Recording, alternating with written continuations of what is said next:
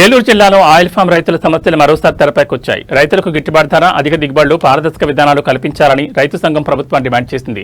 పెదవేగిలో కొత్త oil fed కర్మాగారం ఏర్పాటు చేయడంతో పాటు ఓఈఆర్ పేరుతో కంపెనీలు రైతులను దోపిడీ చేస్తున్నాయని ఆరోపించింది. రాష్ట్ర ప్రభుత్వం నిర్ణయించిన ఆయిల్ ఎక్స్ట్రాక్షన్ రేటును తగ్గించాలని కంపెనీలు కోర్టును ఆశ్రయించడాన్ని తీవ్రంగా తప్పుపట్టిన రైతు సంఘం నాయకులు ఈ అంశంపై కేంద్ర రాష్ట్ర ప్రభుత్వాలు తమ వైఖరిని స్పష్టం చేయాలని కోరింది.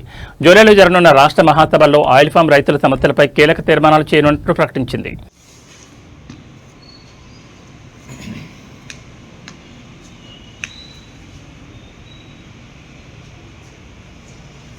ఫ్యాక్టరీని నిర్మించాలి.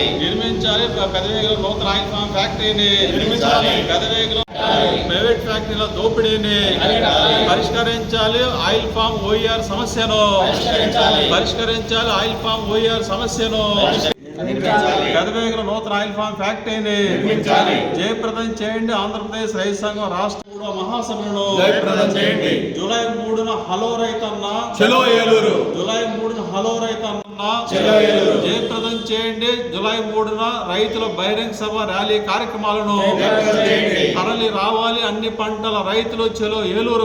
కె. శ్రీనివాస్, ఆంధ్రప్రదేశ్ రైతు సంఘం రాష్ట్ర సహాయ కార్యదర్శి. ఆంధ్రప్రదేశ్ రైతు సంఘం రాష్ట్ర 23వ మహాసభలను జూలై 3, 4 తేదీల్లో ఏలూరులో పెద్ద ఎత్తున జరుగుతూ ఉన్నాయి. జూలై 3న హలో రైతన్న చలో ఏలూరు పేరుతో కూడా పెద్ద రైతు ర్యాలీ అట్లాగే బహిరంగ సభ కార్యక్రమాలు కూడా నిర్వహిస్తూ ఉన్నాం. జూలై 3న మధ్యాహ్నం 1 గంటకు ఏలూరు జూట్ మిల్ సెంటర్ నుండి కలెక్టరేట్ గ్రౌండ్ వరకు ర్యాలీ ఉంటుంది. అనంతరం బహిరంగ సభ కూడా జరుగుతుంది.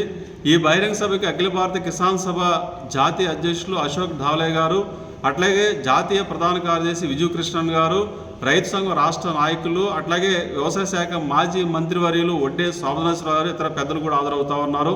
అయితే 3 రోజుల పాటు జరిగే రైతు సంఘం రాష్ట్ర మహాసభలలో అన్ని పంటలతో పాటు ఆయిల్ ఫామ్ రైతుల యొక్క సమస్యలు కూడా మేము చర్చించబోతా ఉన్నాం, తీర్మానం చేయబోతా ఉన్నాం.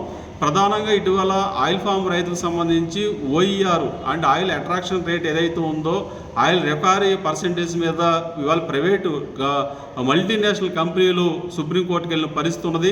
అంటే రాష్ట్ర ప్రభుత్వం నిర్ణయిస్తున్న ఓఈఆర్ ఏదైతే ఉందో దాని ప్రకారం మేము రేటు చెల్లించాం, ఆ ఓఈఆర్ తగ్గించాడని అని చెప్పేసి ఇవాళ కోర్టుకు వెళ్ళిన పరిస్థితి ఉన్నది. మరి ప్రభుత్వం కూడా దాంట్లో ఇంప్లీడ్ అయ్యి కంపెనీలకు వ్యతిరేకంగా వాదించాల్సిన అవసరం కూడా ఉన్నది.